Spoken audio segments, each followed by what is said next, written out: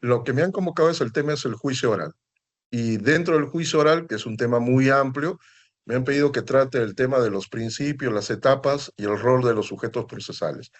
Voy a tratar de ser práctico sin abandonar lo teórico, porque un abogado que ejerce la defensa técnica, hay un tema que hay que no solamente ser consciente, sino interiorizarlo, porque muchas veces se pasa por alto y cuando tenemos reuniones de amigos, compañeros, ¿no?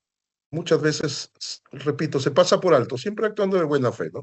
Se pasa por alto y se subestima lo que significa la teoría. La teoría es básico en el desarrollo de cualquier institución o categoría jurídica.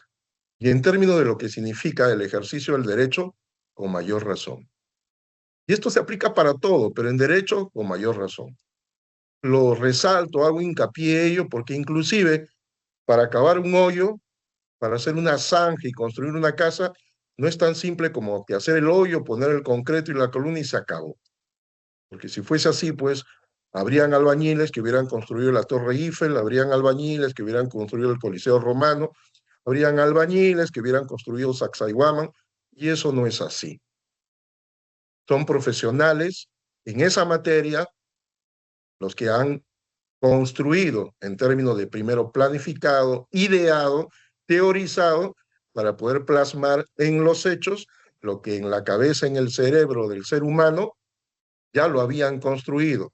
Y eso es algo elemental, básico, que muchas veces se deja pasar por alto. Y repito, porque en las conversaciones que tenemos, muchas veces no se desliza, expresamente se señala.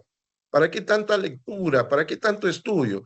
Si a la hora de los loros, a la hora del payaso, esas son las expresiones, con que basta que conozcas al juez, conozcas al fiscal, conozcas bien el código y resolviste el problema. Pero, como sucede en este mundo, la naturaleza implica que no solamente hay ovejitas, no solamente hay lobos, también hay tiburones, también hay dinosaurios, también hay águilas, etcétera, etcétera. Y cuando ese lobo se cree muy astuto, pero no teoriza y se enfrenta contra un tiburón, este tiburón no lo va a devorar en el campo del lobo, lo va a devorar en sus dominios. Y un tiburón no come en tierra, come en mar. Estoy haciendo analogías para que rápidamente se entienda. Por eso la teoría es fundamental en términos de ejercer una defensa técnica y para los que participan en este diplomado y en esta conferencia en particular, evidentemente, si estamos hablando de la administración pública, sea lo que sea en términos de la función que estén cumpliendo, sea como asistente, relator, fiscal, juez, etcétera, con mucha mayor razón, porque los funcionarios públicos desarrollan, ejercen las competencias y funciones sobre la base del principio de legalidad. Y no pocas veces no solo se olvidan, no lo interiorizan, no son conscientes de lo que significa el principio de legalidad. Y todo lo que eso significa, porque si ni siquiera tienen conceptualizado su contenido, menos van a entender las consecuencias que implica ejercer esas competencias y funciones. Ahora bien, si estamos hablando de un juicio oral, el juicio oral es una de las etapas del proceso penal peruano. De conformidad con el Código Procesal Penal vigente, después de la investigación preparatoria a cargo del representante del Ministerio Público, repito, después de la investigación preparatoria a cargo del representante del Ministerio Público, se pasa a una siguiente etapa, ¿cuál es la etapa intermedia? Y esta etapa intermedia ya no está a cargo del fiscal, está a cargo de un juez, juez de investigación preparatoria. En esencia, de forma sucinta, significa que controla los actos de investigación, controla toda la actuación que ha realizado ese fiscal, ese representante del Ministerio Público en sus dominios, es decir, en la investigación preliminar y en la investigación formalizada. Habiendo concluido la etapa de investigación preparatoria y habiendo concluido también la etapa intermedia, se abre paso la etapa estelar, la etapa del juzgamiento o juicio oral, que para los efectos de esta conferencia el título es juicio oral. Y considero que es apropiado porque hace énfasis en lo que significa un juzgamiento, oralidad, oralidad. Hago énfasis en ello porque muchas veces en los debates probatorios se pasa por alto de que, si bien es cierto, se puede presentar un recurso, pero no basta que se presente el escrito, se tiene que oralizar. Ahora bien, juicio oral. Y si el juicio oral es la etapa estelar, el juicio oral tiene una estructura. En términos simples, para no complicarnos, evidentemente ustedes tienen en las diapositivas que les van a alcanzar, tienen toda la bibliografía. Y dentro de esa diapositiva de la bibliografía, ustedes tienen a juristas no solamente de talla, sino información nutritiva, información de contenido, información sustanciosa. Elizabeth, ahora sí ya tenemos las diapositivas. Elizabeth, ¿me escuchas? No puedo hablar muy fuerte porque he Sí, estado doctor, mal. sí. He estado mal estos días porque no cabe el caso, pero hace poco murió mi señora madre y he estado casi una semana corriendo en eso y no estaba comiendo, no estaba durmiendo y ha pagado factura y estos 2, 3 días he estado mal. Y aún así he tenido que trabajar porque un abogado si no trabaja, no come. Pero lo más grave no es eso. Si un abogado no trabaja, tus patrocinados se te vienen encima. Al patrocinado no le interesa si estás enfermo, si tu mamá está mal, si tu conejito va a parir, si tu gato tiene un juicio, no, tienes que resolverle su problema. Esa es la diferencia de un abogado que ejerce la defensa técnica a diferencia de un funcionario público que tiene asegurada su remuneración. Estoy explicando la realidad. Por eso me van a disculpar si a veces se me corta la voz. Ya, continúo. Ustedes tienen las diapositivas, la bibliografía a la cual hemos recurrido, y pues tienen juristas. Es deliciosa su lectura. El que ha leído Garantía Constitucional de la Defensa Procesal de Alex Caroca Pérez, no solamente es nutritivo, es didáctico. Un abogado que lee esa obra de varios tomos, prácticamente lo único que tiene es que leer la literatura peruana y está preparado, porque tiene las nociones teóricas fundamentales.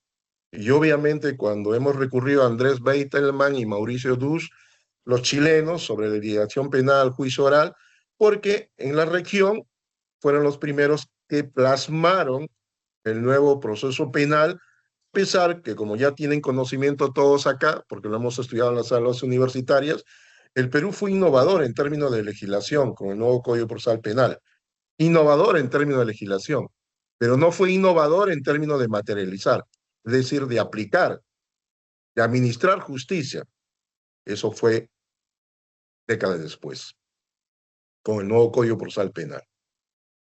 Y obviamente, si ustedes han revisado las diapositivas en la bibliografía, inclusive tenemos a Francesco Jacobello sobre la motivación de la sentencia penal, que es un libro nutritivo en términos de lo que significa un planteamiento de los cuestionamientos de una sentencia sobre la base del debate probatorio para plantear una casación o lo que ahora se conoce como el RAC, el recurso de agravio constitucional. Que hace que alguno que ha leído a Francesco Jacobello dirá, pero doctor, ahí solamente habla sobre casación, ya habla sobre los Lander, en los teutones, sí, pero ahí tendrán conocimiento cabal de lo que ahora se entiende, de lo que ahora se entiende por una casación en términos de un recurso extraordinario, y un recurso extraordinario que no genera instancia, para que entiendan las diferencias, ¿no? Y obviamente en los juristas nacionales, sistema acusatorio sobre objeción, Carlos Roberto Solórzano, sistema acusatorio y técnica del juicio oral, y Germán Pavón Gómez, que siempre es una delicia la lectura, su obra La teoría del caso imita el ajedrez, un abogado que ejerce defensa técnica y cuando subrayo ejerce defensa técnica, es que no solamente tiene conocimiento de las leyes, sino se prepara en derecho. Porque generalmente los informes orales a nivel de los órganos de justicia de mayor jerarquía, llámese la Corte Suprema o el Tribunal Constitucional, las preguntas, las inquietudes que formulan los magistrados son preguntas de contenido, son preguntas sustantivas. Y los abogados no pocas veces no dan la talla, sino muchas veces da vergüenza ajena y preocupa al abogado que está en la fila, porque no todos los magistrados se comportan de la misma forma. Hay jueces que son gruñones, Hay señoras jueces que no tienen paciencia. Y entonces el temor es de que hay un desquite con tu patrocinado porque eres el que sigue en la fila. Y obviamente tiene que haber un manejo de la escena, tiene que haber un manejo de situación para calmar los ánimos y plantear, pues, tu introducción en términos de alejar esas ideas y que no se contamine cuando tú vas a dar tu informe, ¿no? Y en este tema, Germán Pavón Gómez, como la teoría del caso imita al ajedrez, permite justamente afrontar esas situaciones, ¿no? Ahora bien, vamos a entrar al tema en particular. ¿Puedes poner la diapositiva desde el principio, por favor, Elizabeth? Voy a ser práctico sin abandonar la teoría. En realidad, lo que estoy haciendo es desarrollo teórico, ¿eh? No es mi creación, no soy ningún Cristóbal Colón, no he descubierto nada. Lo único que estoy desarrollando es la literatura jurídica de la región o internacional en términos de la aplicación para los efectos de esta conferencia en lo que nos corresponde al juicio oral y en específico principios, etapas y rol de los sujetos procesales. Es un tema amplio, pero trato de hacerlo de manera concreta, concisa. En la primera diapositiva, puedes pasarle la diapositiva, Elizabeth, por favor. En la primera diapositiva, ustedes tienen, siempre hago énfasis, a lo que se conoce en la literatura jurídica peruana sobre la constitucionalización de los ámbitos del derecho, que en realidad esa es una expresión del siglo XX, de las últimas décadas del siglo XX, que en este siglo XXI se debe interpretar en términos de un control de constitucionalidad de las instituciones jurídicas.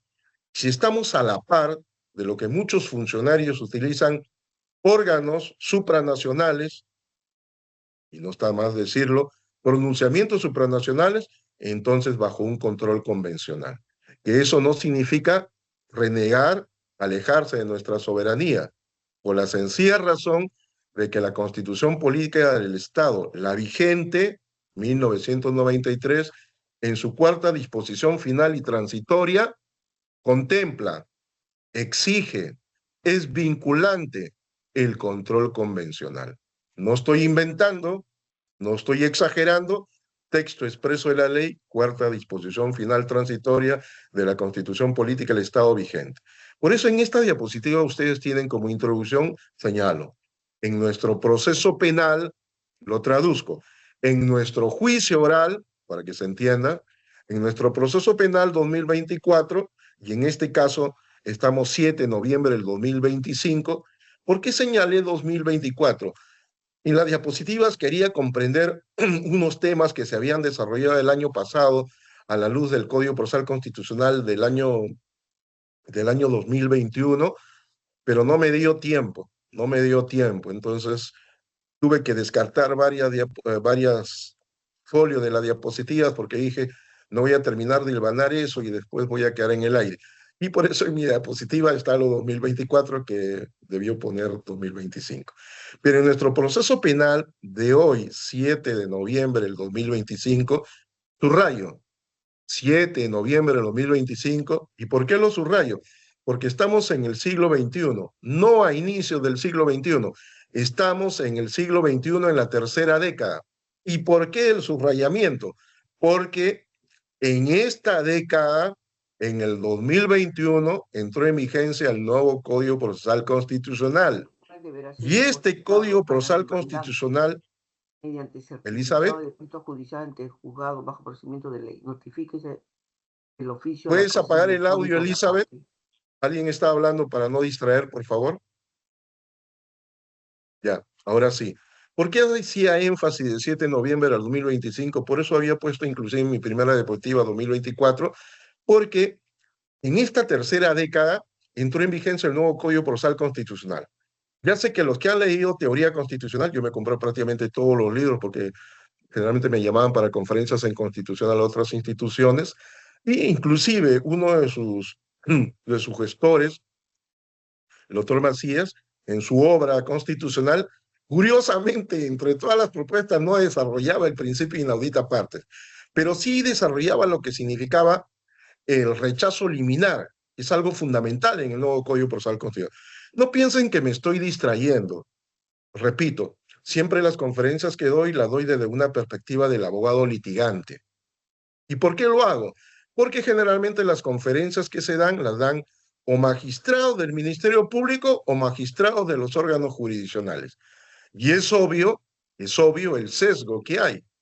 Inclusive los ejemplos que se plantean es de ejemplos desde la perspectiva del pretensor punitivo, ejemplos desde la perspectiva del juzgador, no son ejemplos desde el enfoque del abogado que defiende. En este caso, no es que haga un sesgo, también voy a tratar de los fiscales, inclusive voy a desarrollar cómo se afronta o cómo se entiende un juicio oral desde el enfoque de un fiscal. Siempre es bueno tratar las dos vertientes, como señala Germán Pavón Gómez, ¿no? Ambas orillas, ¿no? O como se habla en argumentación, ¿no? Siempre estratégicamente las dos orillas del río, ¿no?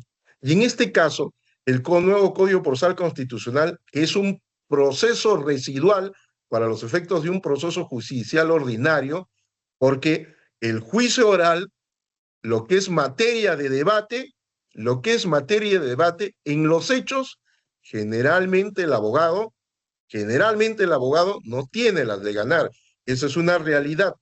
No estoy despotricando, estoy explicando la realidad. Y por la sencilla razón, soy práctico, porque obviamente el juez o los jueces, si es colegiado, tienen toda la logística del Estado. Igual el representante del Ministerio Público. Tienen todo un equipo corporativo, tienen la logística del Estado, tienen su personal. En cambio, estoy hablando de la defensa técnica. El abogado es un abogado. Ya sé que en conferencias me ha llamado la atención, pero doctor, vemos en la televisión que aparecen grandes estudios jurídicos. Sí, pero esa no es la regla, esa es la excepción a la regla. La regla es que en todo nuestro Perú, yo litigo en provincias, en todo nuestro Perú, de ese 1, o ya ponle siquiera 3 o 5%, el 3 o 5% no es el 100% de los peruanos. Estamos hablando de los abogados litigantes. Y la realidad es que este abogado siempre está en desventaja. Es decir, la defensa del acusado, la defensa del justiciable, no está en las mismas condiciones de lo que significa el principio de equidad o principio de igualdad procesal, artículo 1 en Romanos, numeral 2 del título preliminar del Código Procesal Penal, en términos de un juicio contradictorio en igualdad de armas, o artículo 1 en Romanos, numeral 3 del título preliminar, un juicio de conformidad con la Constitución y la ley, donde el juez debe allanar todos los obstáculos que se presenten. Y en los hechos sucede, no sucede así. A eso hay que añadir que generalmente los abogados en un juicio es una realidad, porque hasta a mí me toca, es una realidad, todo nos ha tocado. Generalmente la gente contrata al abogado para una diligencia, sea por escasos recursos económicos, sea por desavenencias, sea por desmotivación o peor aún, por desconocimiento. Cuando hablo de una sola audiencia es porque no hay recursos para contratar para todo el juicio oral. Entonces, si ha sido notificado y le ha dicho el notificador o esta persona se ha acercado al juzgado y le ha dicho, tienes que presentar un escrito y tiene tu abogado a presentar tus alegatos. La persona, si es un ignorante legal o es un neófito, preguntará entre pregunta y pregunta, entre pregunta y pregunta, parecerá un cuy en tómbola, como dicen algunos amigos me dicen que son abogados policías, me dicen, otros un cuy en tómbola. Entonces, ¿qué pasa? Terminan pues contratando un abogado que les prepare el alegato de apertura. Y solamente para eso es contratado. Y obviamente, un abogado que se presenta para una audiencia o para una diligencia, si todavía no se le va a pagar como es debido, y este abogado no está preparado, no está a la altura, o este abogado, por más consciente, por más profesional que se comporte, a pesar que no tenga la capacidad, la idoneidad, pero por más profesionalismo que le ponga, es decir, le ponga responsabilidad, seriedad, vaya y revise el expediente, trate de informarse, lo cierto es que la preparación de un informe, y en este caso un alegato de apertura, implica conocer todo el expediente, todos los bemoles, Y obviamente nadie tiene una bolita mágica, nadie tiene una visión al pasado. Y eso solamente lo puedes tener a través de tu patrocinado y mínimamente a través del expediente judicial. Lo cierto es que en esta primera diapositiva, eso que es identificado en los juristas nacionales como la constitucionalización del derecho, traducido para los efectos de un juicio oral en clave constitucional. Es decir, bajo un razonamiento, una interpretación del señor juez o del tribunal o del representante del Ministerio Público o del procurador o cualquier operador del Estado que razone sobre la base de la Constitución y no tomando como la Constitución como un añadido, como generalmente señalan, en concordancia, no, sobre la base de la Constitución. Y no teórica, artículo 9 del Código Procesal Constitucional, no teórica, sino real, tutela jurisdiccional efectiva o, en su término más amplio, tutela procesal efectiva. Por eso en esta primera diapositiva se señala el debido proceso penal en dialéctica de lo concreto, parafraseando al jurista Germán Pavón Gómez, en dialéctica de lo concreto no se habla de la teoría del delito en abstracto, sino teoría del delito aplicado al caso concreto. Y eso es fundamental, porque es un filtro la teoría general del delito. Y si vas a entrar, como se señala en San Marcos, ¿no? Si vas a entrar a la arena, pues sabes que como gladiador no te vas a enfrentar a un adversario, también te vas a enfrentar a las fieras. Así que estate preparado porque puedes perder la vida. Analógicamente, obviamente, ¿no? En este caso, en dialéctica lo concreto, para el caso en concreto, y lo que es nuestro tema, el juicio oral, ¿a través de qué? De los alegatos de inicio como los de cierre. Ya sé que algunos, o habrán escuchado en conferencias, lo fundamental, lo elemental del juicio oral es el debate probatorio. Pero para que ejerce la defensa técnica, para el que ejerce la defensa técnica, le dirá, no, lo fundamental es el alegato de clausura, el alegato de apertura. ¿Por qué? Por la sencilla razón de que, como lo dije al principio, generalmente la población, cuando se trata de un abogado, no hablo del fiscal o del juez, porque el fiscal tiene una remuneración a fin de mes. Ningún fiscal que interviene en un juicio es contratado para esa audiencia. Es parte del grupo, de la corporación del Ministerio Público. Ningún juez es contratado para esa audiencia de juicio oral. Ya pertenece a todo ese sistema. Ya tiene asegurada una remuneración. Pero en el caso de los abogados, es un abogado contratado por un particular según sus posibilidades económicas para ese juicio oral. Y en esos términos, enfrentarse para preparar un alegato de apertura permitirá establecer las bases de lo que está ofreciendo para que al final en su alegato de clausura lo utilice como referencia y le sostenga al señor juez. Señor juez, si bien es cierto yo no participé en el juicio oral, pero los hechos hablan por sí solos. Y un juicio oral no es lo que dice el señor fiscal. A su vez lo dirá el señor fiscal, pero estoy hablando de un enfoque del abogado. No es lo que dice el señor fiscal, ni menos lo que dice el procurador y los otros sujetos procesales. Es lo que es producto del debate probatorio. Y ahora que es el alegato de clausura, lo que estoy exponiendo son los hechos acreditados. Y el abogado tiene esas dos herramientas fundamentales para hacer defensa técnica real y efectiva.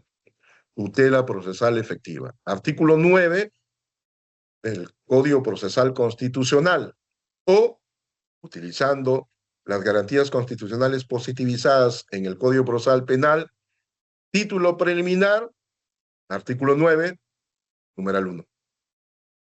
Ahora bien, en esta diapositiva, por eso lo he subrayado inclusive hasta en celeste, se basa en lo que se va a debatir y el producto del debate. Subrayo, el juez lo tiene presente, ya que no se trata solamente de lo ofrecido basado en los hechos y la prueba de respaldo, sino también de lo debidamente aplicado al interior de lo debido procesal, sino que, subrayado en celeste, neurálgicamente de lo debido probatorio. Es decir, lo que se ha construido en el juicio oral, lo que ha sido producto del debate probatorio, no lo que ha dicho el fiscal, no lo que ha dicho el policía, porque pueden hacer un ofrecimiento de testigos del fiscal. Sí, pero si no ha sido cuestionado, no ha entrado a contradicción, ¿de qué prueba estamos hablando? Acuérdense del artículo 8, el título preliminar del Código Procesal Penal en términos de prueba prohibida. Carecen de efecto legal las que han sido incorporadas al juicio directa o indirectamente con violación de derechos constitucionales. Y si no se ha materializado la contradicción en pleno juicio oral, ¿de qué producto del debate probatorio estamos hablando? Por eso lo resaltaba en celeste. Neurálgicamente lo de lo debido probatorio y de lo debido sustancial, por lo que los alegatos de apertura y los alegatos de clausura serán los controles de legalidad. Y yo subrayo controles de legalidad porque si bien es cierto, generalmente se entiende que el control de legalidad es un control efectuado por el juez o por el fiscal, y así es, porque el primer control de legalidad que tiene que efectuar una investigación es el fiscal, desde el momento que es intervenido, citado, detenido un justiciable. Ya sé que alguno dirá, no, doctor, de acuerdo a la ley 32.130, ahora es la policía.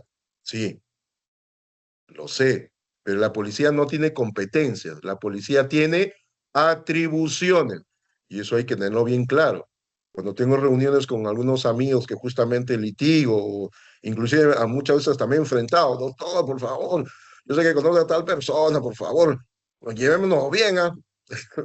Y después del enfrentamiento termina, nos hacemos amigos, pero en pleno enfrentamiento había una lucha. La situación es que la ley es clara, ley 32.130, atribuciones, no competencias. Por la sencilla razón, y se les explica, por la sencilla razón que el titular de la acción penal es el fiscal. El titular de la carga de la prueba es el fiscal. El policía no va a sostener la imputación en etapa intermedia y menos en juicio oral. El policía no va a proporcionar o sostener la carga probatoria en etapa intermedia y menos en juicio oral. Eso es algo elemental. Por eso es que la preocupación de un representante del Ministerio Público en términos de que se construya una investigación preparatoria idónea para los efectos de que a posteriori supere el filtro de la etapa intermedia y pueda plasmarse en juicio oral es fundamental. Obviamente entiendo que muchos que participan de este diplomado ejercen la defensa técnica en penal y conocerán que en juicio oral, en el juzgamiento, uno de los elementos fundamentales, por no decir uno de los instrumentos neurálgicos o una de las columnas que se sostiene el juicio oral, es la investigación preliminar. No es la investigación formalizada, es la investigación preliminar, porque son los datos urgentes, inaplazables. Es más, es el contacto inmediato, directo. ¿Del qué? Del pesquisa, el policía con el intervenido, es el contacto directo del defensor de la legalidad, no solo pretensor punitivo, defensor de la legalidad fiscal, en términos de cautelar, no solamente cadena de custodia, cautelar, que se materializa en derechos fundamentales, para que después no sea expectorada como prueba prohibida, para que después no sea materia de nulidad, o para que después, como no pocas veces sucede, porque no todos los abogados nos comportamos igual. Puede ser que así como hay un fiscal medio alterado, también hay abogados que son alterados. Y no te van a presentar un control de legalidad dentro del proceso, una audiencia de tutela, un requerimiento de tutela. No, de frente te van a presentar una denuncia. Ni siquiera un habeas corpus, una denuncia de abuso de autoridad. En esos términos es mejor curarse en salud. Por eso es que en esta primera diapositiva, ya sé que alguno mira, doctor, habla de introducción primero, pero ¿cuánto se está tomando? Pero le estoy dando información de primera mano, información práctica, información real, y no estoy exagerando. Lo nutritivo tiene que enfatizarse. Filtrar la información que necesita el juez para sentenciar. Un juicio oral, en esencia, es eso. Un juicio oral es un manantial donde el juez abreva. Tiene que beber, porque sediento no resuelve nada. Si colma su sed, no calma, sino colma su sed, tiene una sentencia debidamente motivada. Ya estoy utilizando expresiones románticas, por eso leo literatura que tiene que ver con otros temas. Tiene que colmar su sed en términos de tener una sentencia debidamente motivada. Y cuando hablamos debidamente motivada, en términos de que no sea cuestionada después, no solo con un recurso impugnatorio, sino también con un proceso residual. Porque acuérdense ustedes que los procesos constitucionales, muchos cuestionarán acá y dirán, no son residuales, doctor. Eso es cierto, pero el habeas corpus no es residual. No necesitas agotar la vía previa, etcétera, etcétera. Si el daño deviene irreparable y la libertad es un bien jurídico fundamental, pues no necesitas terminar un juicio. Muchas veces no se toma en cuenta. Los policías lo tienen claro, cuando un abogado dice voy a plantear un habeas corpus, o ya conocen qué significa eso. Filtrar la información que necesita el juez para sentenciar. Por eso es que se debe tener presente lo que se conoce, hemos estudiado como teoría del caso. Y en términos de un juicio oral, la teoría del caso puede construirse por fuera del debate probatorio. No.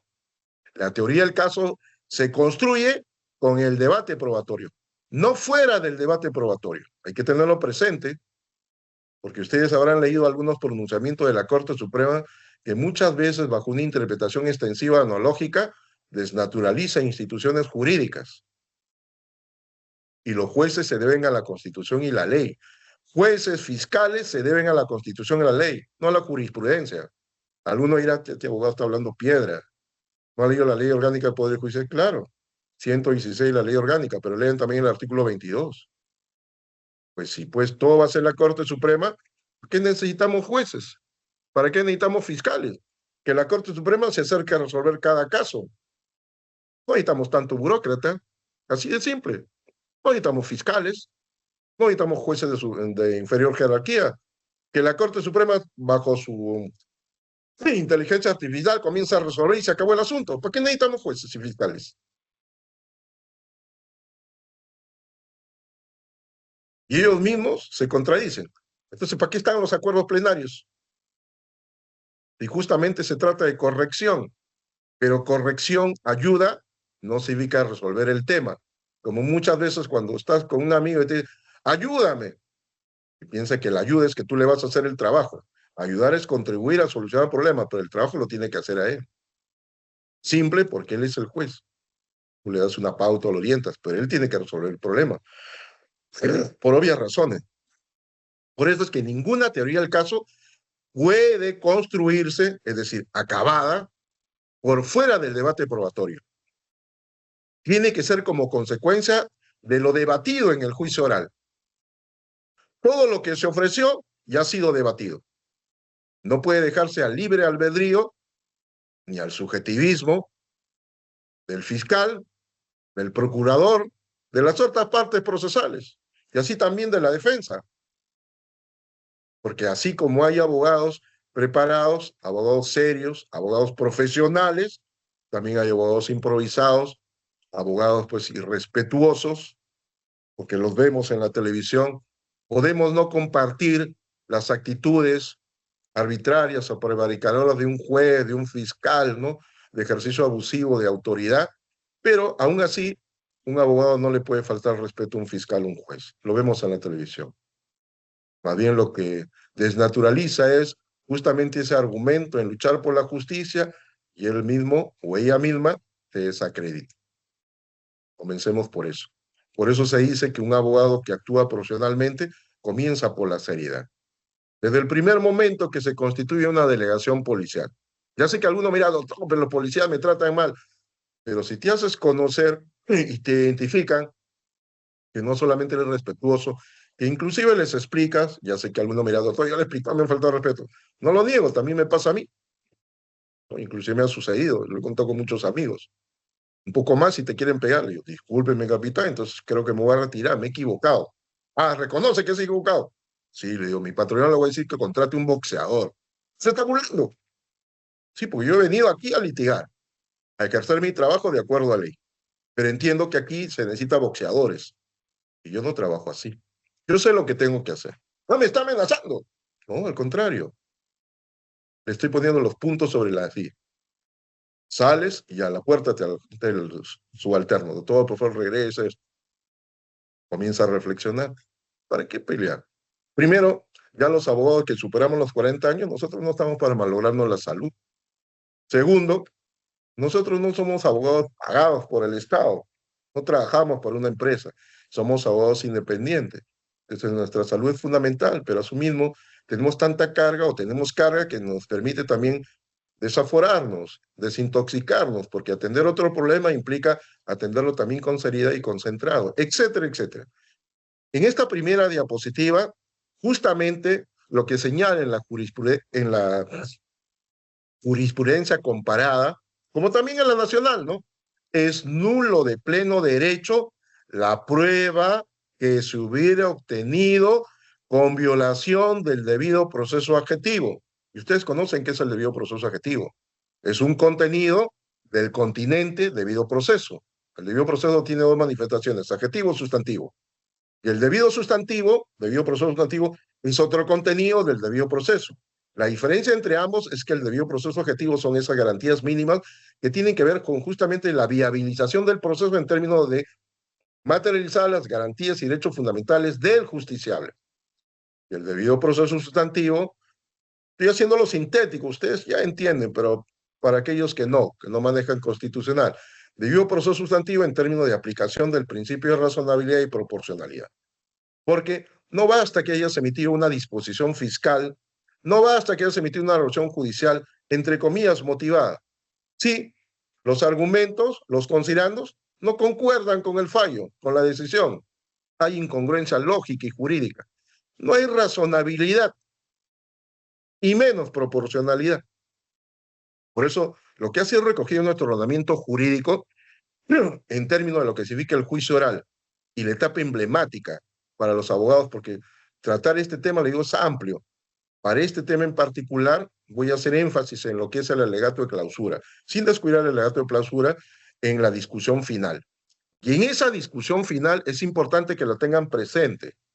Es bueno leer, hay juristas peruanos que han desarrollado la objeción a los alegatos, la objeción a la sentencia, ¿cómo se llama? La objeción a los pronunciamientos. Es importante ello, porque mandato imperativo de la ley no es mi interpretación, no es mi dicho, es el mandato imperativo de la ley. Principio de legalidad, artículo 393, numeral 1 del Código Procesal Penal.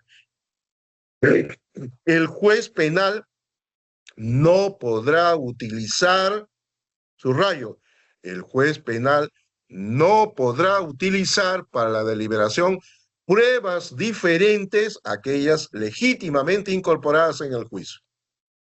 Y un abogado que mínimamente esté leído, que no solamente lea código, no está bien, pues. Abogado que se respeta no solamente lee el código. El código es un texto de consulta, que mínimamente ha leído su teoría, tiene que entrar a la cuestión de fondo. Porque lo que necesita el juez es información de calidad, pero tampoco vamos a permitir o confiando en lo que señala la jurisprudencia, ¿cómo se llama? La doctrina nacional o la doctrina comparada en términos de que justamente la prueba racional, pero esa prueba racional en términos de prueba de íntima convicción, pero ¿quién va a meterse en el cerebro, en la cabeza de un juez y conocer que realmente está razonando sobre la base de lo que ha sido debatido? Y para eso está el abogado, para llamarle la atención en el alegato de clausura. Señor juez, sobre la base de lo debatido en este juicio oral, por más que este abogado ha sido contratado para ese alegato de clausura, ya les voy a dar algunas herramientas cómo utilizar sobre la base de lo anterior para un abogado que nunca ha participado en ese juicio oral y solamente ha sido contratado para el alegato de clausura. El juez penal no puede utilizar para la deliberación de su sentencia pruebas diferentes o aquellas legítimamente incorporadas en el juicio. Lo pones en auto. Y cuando lo subrayas e insistes, generalmente los jueces te dicen, abogado, ¿te parece que no está atento? Esto está quedando grabado. Excelente, el mismo juez lo ha dicho. Está quedando grabado. Pides la copia del audio y video al final y lo tienes para los efectos después de la sentencia, plantear tu recurso impugnatorio si no se cumple con un debido proceso sustantivo. ¿Puedes pasar la diapositiva, por favor? Elizabeth, ¿puedes pasar la diapositiva? Mi garganta hasta que muere. La siguiente diapositiva, por favor. Ya, en esta diapositiva, no, te pasaste muy rápido, te pasaste, regresa. En esta diapositiva es lo que mencionamos sobre Mauricio Dus y Andrés Beitelman en su obra, pues, Litigación Penal, Juicio Oral y Prueba. Me acuerdo que este librito lo compré, estaba en la universidad, ¿no? Ya estaba saliendo de la universidad y me puse a leerlo y no entendía varias cosas, pero este libro me ha servido mucho. ¿Qué señala en su página 88? La teoría del caso es por sobre todas las cosas, estamos hablando de un juicio oral.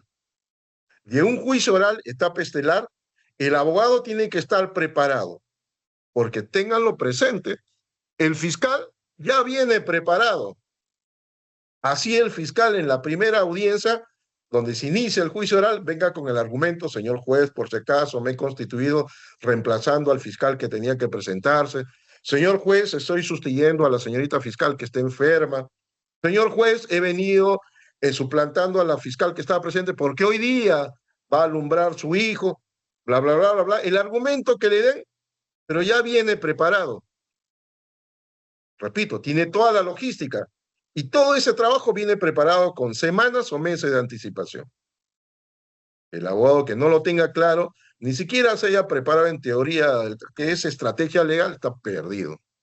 ¿Qué señaló Beitelman y Dus? La teoría del caso es, por sobre todas las cosas, un punto de vista, un enfoque.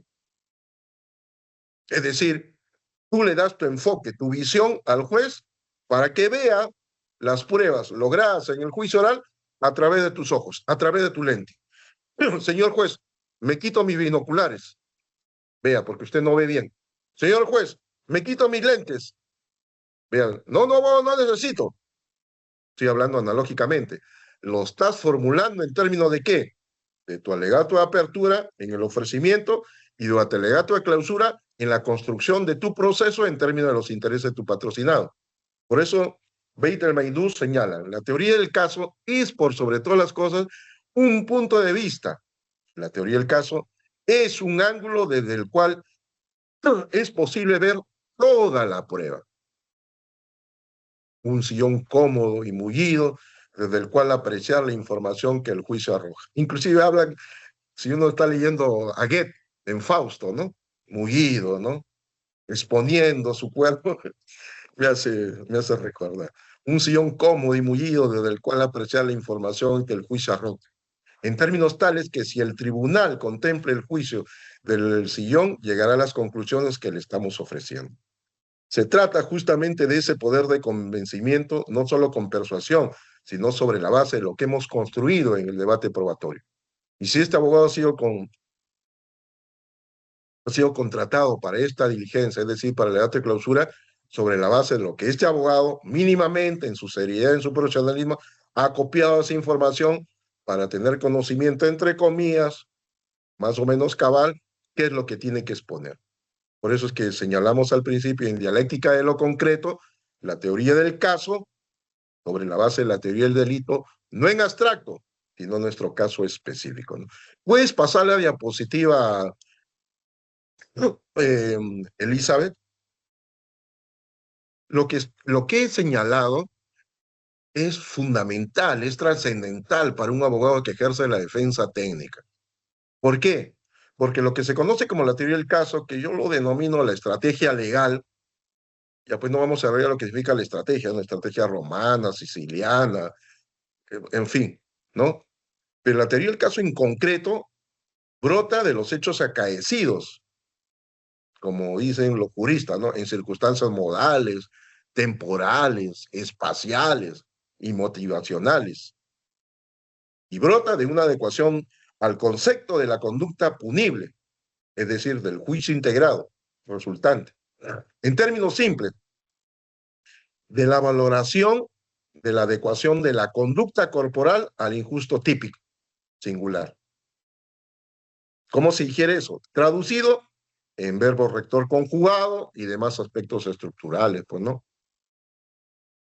¿De la valoración de qué?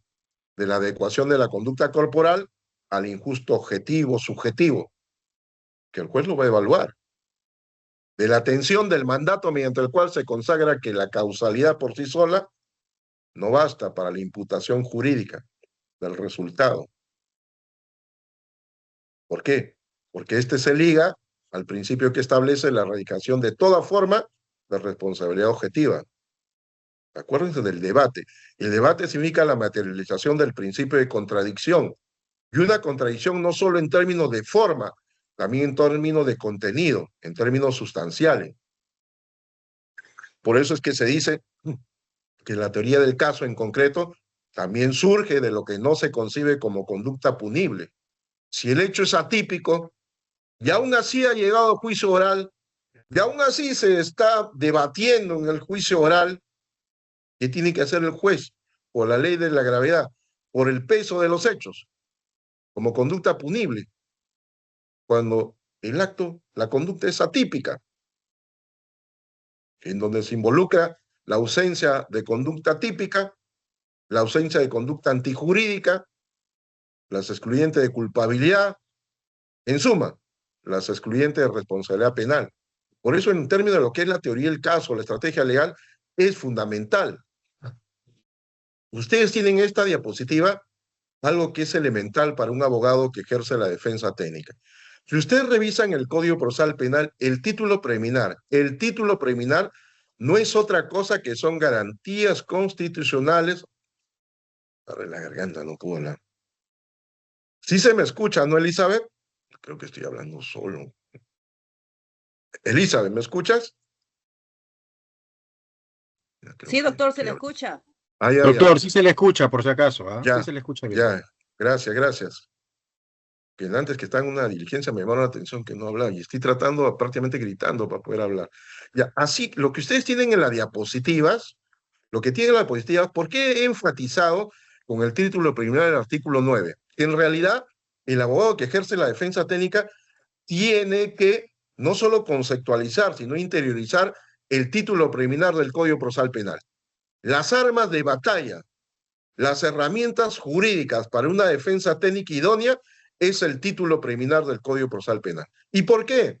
No lo digo yo. Lean ustedes el artículo 10 del título preliminar. Son fundamentos de interpretación vinculantes. ¿Y para quién? Cuando la legislación, el legislador establece vinculantes, ¿para quién es? ¿Para el patrocinado? ¿Para el abogado defensor? No, esa es para el operador del Estado, llámese juez, fiscal, procurador. ¿Por qué? ¿Por qué? Porque es el órgano de punición. Ya sé que algún fiscal, policía, doctor, yo no pongo, el que se encarga de sentenciar al juez. Discúlpeme. Y entonces, ¿por qué el TC desarrolla la tutela procesal efectiva o la tutela procesal enunciativa? Son órganos cuasi jurisdiccionales. Eso es una realidad. ¿O acaso el fiscal no lo priva de su libertad con un requerimiento de prisión preventiva? ¿O acaso el procurador, cuando impulsa o plantea una denuncia, no se está amenazando la libertad de una persona? Eso es una realidad. Título preliminar son garantías constitucionales positivizadas. Por esto, en este artículo 9 del título preliminar del Código Procesal Penal para los efectos de una defensa técnica idónea, no he colgado todos los artículos, pues ustedes tienen ahí su Código Procesal Penal, si no lo bajan del sistema. He enfatizado lo que señala ahí en su numeral 1. Artículo 9 en romano, derecho de defensa. En su último párrafo del numeral 1, el ejercicio del derecho de defensa se extiende a todo estado y grado del procedimiento. Si bien es cierto, el legislador no tiene una prurita técnica legislativa. Ya sé que algunos me dirán, doctor, pero esos tienen todo un cuerpo de asesor y así no legislan mal. Ya, pues así es. Aunque la experiencia ya nos enseña que muchas veces no es que lo hagan por ignorantes, por errores. A propósito, si hace eso, porque echa la ley, echa la trampa. Ya lo hemos descubierto en acciones que hemos impulsado en defensa también. Pero lo cierto es que esto se debe entender del proceso. El ejercicio del derecho de defensa se extiende a todo estado y grado del proceso, porque ustedes conocen, son abogados, son serios, son profesionales, que el procedimiento es una especie del género. El procedimiento es una especie del género y el género es el proceso. Ejemplo, el proceso penal es el género, la especie es la prisión preventiva, que es un procedimiento. Por eso es que el artículo 9 en Romano, derecho de defensa, señala de manera expresa y es vinculante. El ejercicio del derecho de defensa se extiende a todo estado y grado del proceso en la forma y oportunidad que la ley señala. ¿Y esto qué significa? Si es para todo estado, significa estado de investigación preparatoria, estado de etapa intermedia, estado de juicio oral. Para todo grado, primera instancia, segunda instancia e inclusive en casación. Vital, fundamental, porque muchas veces hemos escuchado, en esta etapa usted no tiene derecho a hablar. Señor juez, disculpe, mi patrocinado va a ejercer su derecho. No, doctor, aquí usted habla, él no habla.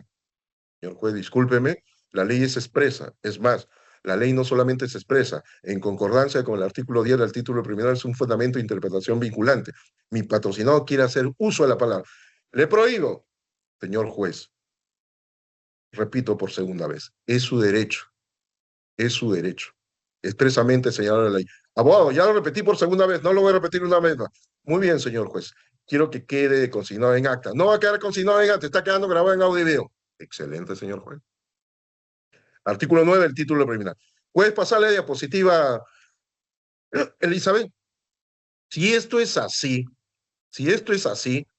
y la ley de forma expresa señala en su artículo 10 en Romanos, prevalencia de las normas de este título, ¿qué señala? Por eso la Corte Suprema muchas veces en sus ejecutorias, acuerdos plenarios, casaciones, hace interpretaciones extensivas y analógicas y después no solamente se celebra, sino que muchos por el Estado, jueces fiscales, copian y pegan para sus disposiciones fiscales o resoluciones. ¿Qué señala el artículo 10 en Romanos? Las normas que integran el presente título, se entiende, preliminar, prevalecen. ¿Puedes apagar el audio, Elizabeth, por favor? ¿Puedes apagar ese audio? Elizabeth, por favor. Continúo. Artículo 10 en Romanos, prevalencia de la norma de este título. El legislador ha establecido en el artículo 10 en Romanos del título preliminar que el título preliminar son fundamentos de interpretación vinculantes para el juez, fiscal y todo operador del Estado que participe en un juicio. Las normas que integran el presente título prevalecen sobre cualquier otra disposición de este código. Prevalecen sobre el 268 o 269 en prisión preventiva. Prevalecen sobre el 386 sobre el juicio oral. Prevalecen sobre el 393 para la deliberación. Así que si el juez no quiere hacer caso, no quiere escuchar, abogado, ya lo escuché. Sí, señor juez, pero usted le está escuchando 2 veces al fiscal señalando un argumento que no ha sido producto del debate probatorio. Y la ley es clara. Está prohibido de utilizar aquellas pruebas que no han sido materia u objeto de debate en el juicio oral. Sobre la base del artículo 10 del título preliminar del Código Procesal Penal, las normas que integran el título preliminar prevalecen sobre cualquier disposición de este código, serán utilizadas como fundamento de interpretación. Y si las normas del título preliminar consagran en el artículo 9 en Romanos el derecho de defensa y consagran en el artículo 4, numeral 2, el deber de objetividad del fiscal, no es posible que se violente el artículo 8, el título preliminar del Código Procesal Penal, la prueba prohibida. Elemental, herramientas jurídicas para un abogado defensor. Elemental. Ahora bien, puedes pasar la diapositiva. Si esto es así, ahora veamos la otra cara de la moneda, porque ya sé que alguno que participa o trabaja en el Ministerio Público, el juzgado dirá que este abogado te queda con palo. Te queda solamente una versión. Vamos. ¿Qué señala el Código Procesal Penal en términos de lo que significa la intervención del fiscal, es decir, ejercicio de competencias y funciones de un representante del Ministerio Público en el proceso penal? La investigación penal, Código Procesal Penal, artículo 330. Punto 2, punto 3, ¿no? Proteger escena del hecho, artículo 330.3, planificar para ejecutar examen de escena, qué especialistas deben ingresar, croquis, escena, identificar si citar o solicitar detención preliminar de imputados, artículo 330. Pero no estamos en investigación preliminar. Investigación preparatoria, artículo 321. Reunir elementos de convicción para decir formular o no acusación. Investigación preparatoria.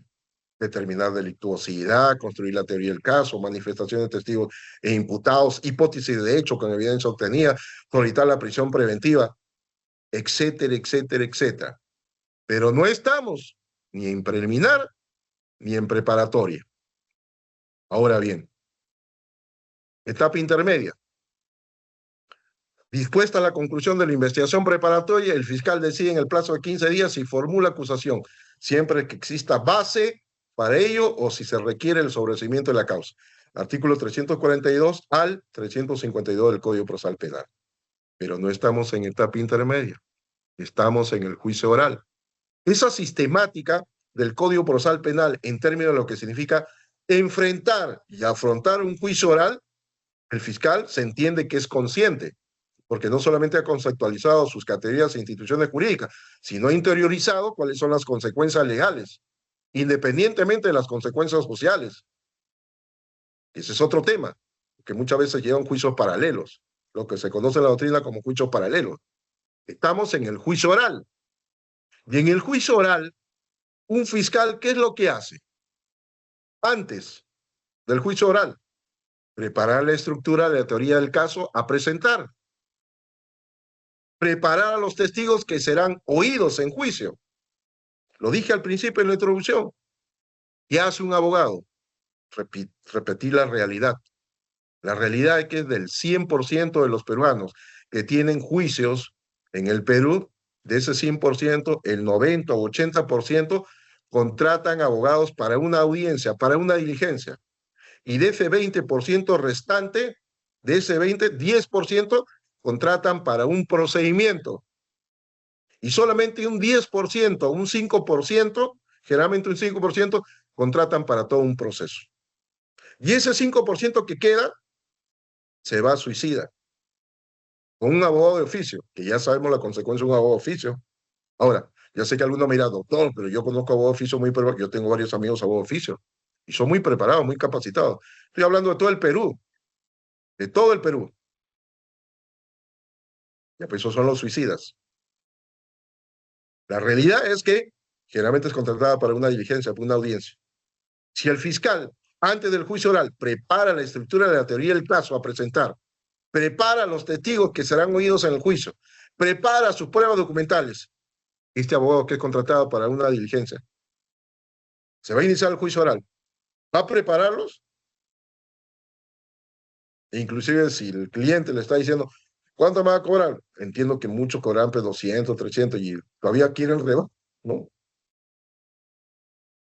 Ya si ya uno cobra menos de esa cantidad, ya no estamos hablando de un abogado. Será cualquier cosa menos un abogado. Porque trasladarse hasta el juzgado, hasta la fiscalía, y ahí se te va ¿cuánto? En un taxi, ¿cuánto se te va? Ya me ha sucedido situaciones, doctor, pero no vaya en taxi, vaya en ómnibus.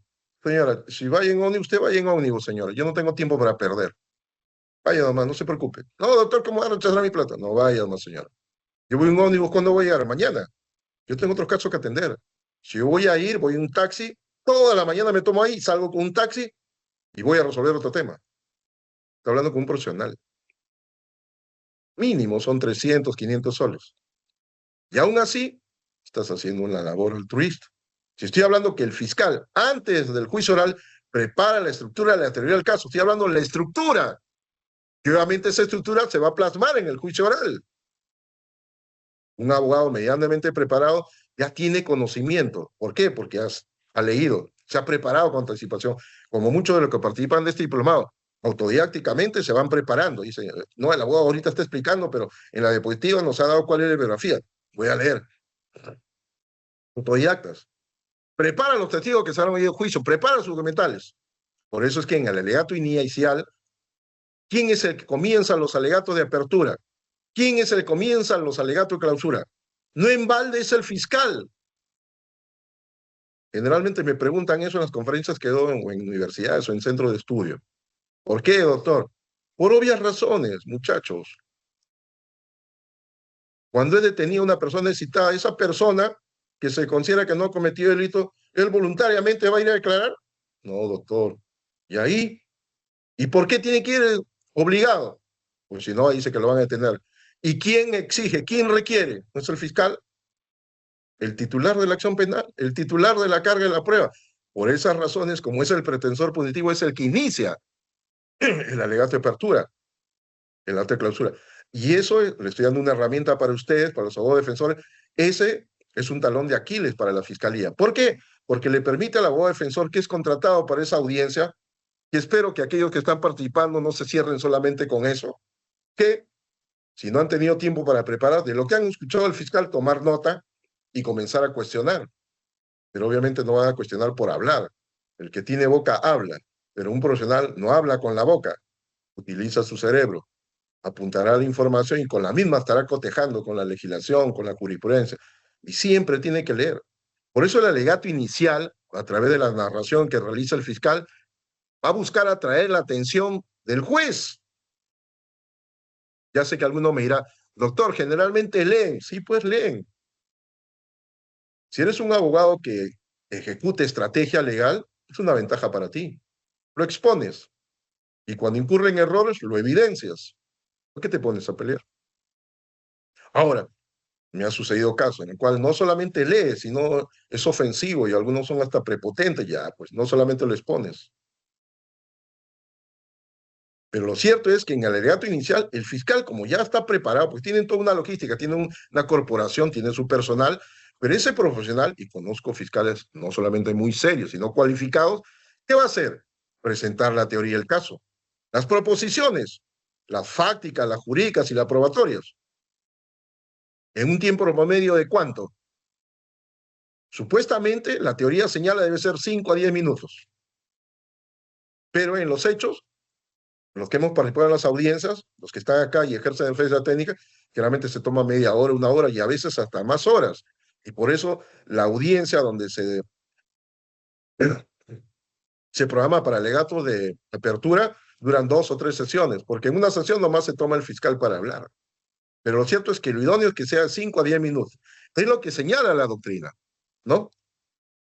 ¿Qué presenta? Presenta un tema conciso, con estructura organizada. Hay fiscales muy cualificados y lo tienen claro, ¿eh? Saben que no van a poderlo en 5 o 10 minutos, se van a tomar 1 hora, 2 horas, pero después hacen una síntesis, presentan un tema conciso con estructura organizada. A ver, un abogado pueda cuestionar eso.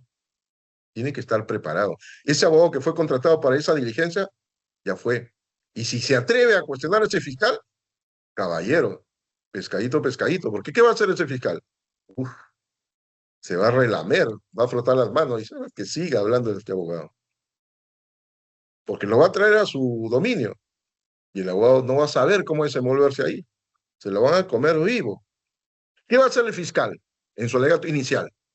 Inicia con un tema, una frase, un resumen, ejemplo. Este es el caso del homicidio de una criatura, prácticamente de una bebé, del vestidito rosado. Te está poniendo la idea de que tu patrocinador es un monstruo. No está hablando de una niña y en realidad la criatura tendrá 10 años, pero dice prácticamente de una bebé.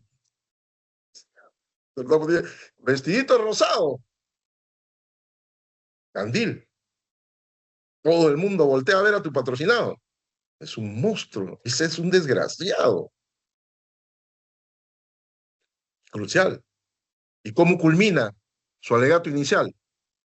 A lo largo del juicio oral se probará la comisión del delito aberrante de este hombre, de este violador. ¿Qué tienes que hacer tú como defensor técnico? Hacer lo contrario, humanizar a tu patrocinado. Y generalmente, ¿qué sucede con los abogados? Señor juez, yo vengo en defensa del acusado. ¿Cómo que el acusado? Señor juez, el que habla es el representante legal. Estoy ejerciendo la defensa técnica de Carlos Ramírez Beltrán, un padre de familia católico y que está presente aquí su familia constituida con su esposa y sus hijos. Humanizar a tu patrocinado.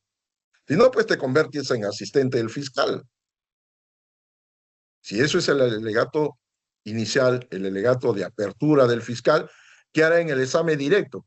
Acreditar sus testigos, enfocarse en los hechos, cierre el reconocimiento de personas o preguntas, ya saben las preguntas abiertas, ¿qué, cuándo, dónde, quién, a qué, cómo, por qué? ¿Qué tendrá que hacer el abogado? Prepararse. Y si fue contratado para una sola diligencia, ya sé que muchas veces me ha sucedido porque me han consultado. Había sido un grupo, hemos estado brindando y siempre falta, no falta pues un chistoso, ¿no?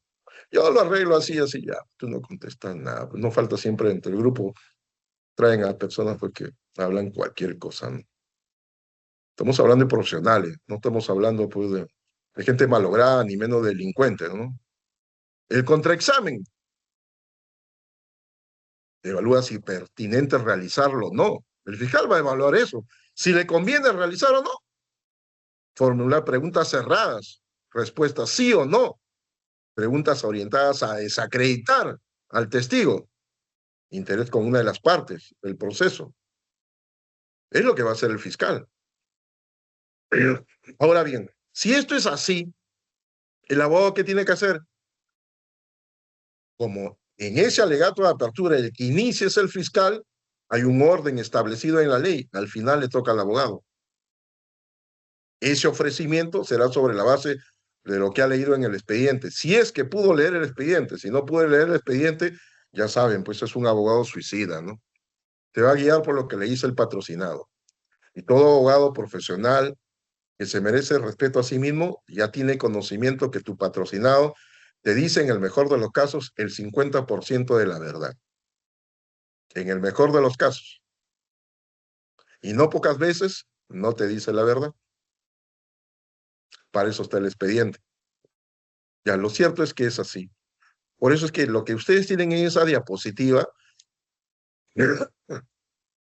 sobre los fundamentos de interpretación vinculantes que hemos señalado y que hemos desarrollado, sobre el derecho a garantía, sobre el principio de legalidad, lo que escuchamos muchas veces de los ponentes que son magistrados del Poder Judicial de la Fiscalía, Estado moderno de modelo acusatorio adversarial, que en realidad adversarial tiene muy poco, casi nada.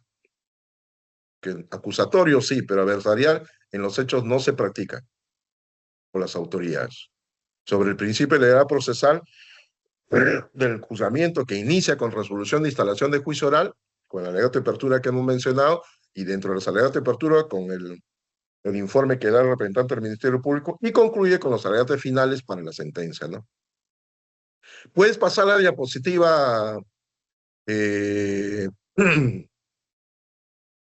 tiempo nos está ganando. Ustedes tienen ahí de forma sintética las etapas del juicio oral. La fase. La primera etapa, la fase inicial, ¿no? Lo tienen ahí de forma clara. No voy a ahondar más de forma sintética. Es la fase inicial, pues, ¿no? Del juzgamiento. Lo característico, lo emblemático es el alegato de apertura. La segunda etapa, el debate probatorio. Todo lo que se ha ofrecido, lo que han aportado las partes, entra al debate, bajo los principios de contradicción y mediación. Si una prueba, entre comillas, no ha sido debatida, y solamente ha sido, como dicen, en el mundo de los silentes, con presencia solo del fiscal y del juez, eso no es prueba, ¿no?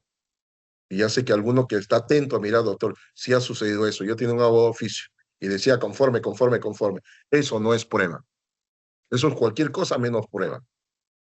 Y la tercera etapa, pues, sobre los alegatos de clausura y la decisión, ¿no? ¿Puedes pasar la diapositiva, por favor? Ahora bien, ustedes tienen ahí, de acuerdo al Código Procesal Penal, sería una falta de respeto que yo les esté leyendo el Código Procesal Penal, pero ahí de manera sintética tienen lo que está establecido en la ley, principio de legalidad procesal, en cuanto al juicio oral, cómo se inicia. Yo lo que les puedo contribuir es que en un juicio oral, es importante que el abogado defensor no solo conozca sus herramientas jurídicas, sus armas, es decir, sus medios técnicos de defensa, sino inclusive aquellas técnicas que permiten ejercer una defensa técnica idónea, como son las objeciones. Es fundamental.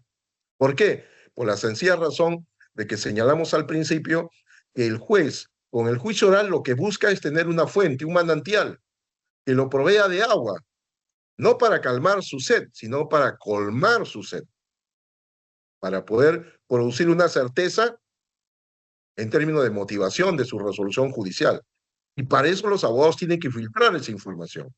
Y en esos términos, por decir, cuando se formulan los alegatos de clausura, por dar un ejemplo, ya que tratamos los alegatos de apertura, ¿no? Para avanzar, porque ya estamos casi 8:30, ¿no? ¿Puedes pasar la diapositiva, Elizabeth, por favor? Me arde la garganta. Ustedes tienen ahí el orden en el cual está establecido el Código Procesal Penal en términos de lo que es el desarrollo del juicio oral. Repito, desarrollo del juicio oral. En la anterior diapositiva hice una especie de síntesis de los primeros artículos del Código Procesal Penal en términos de lo que es el inicio del juicio oral propiamente dicho en términos técnicos.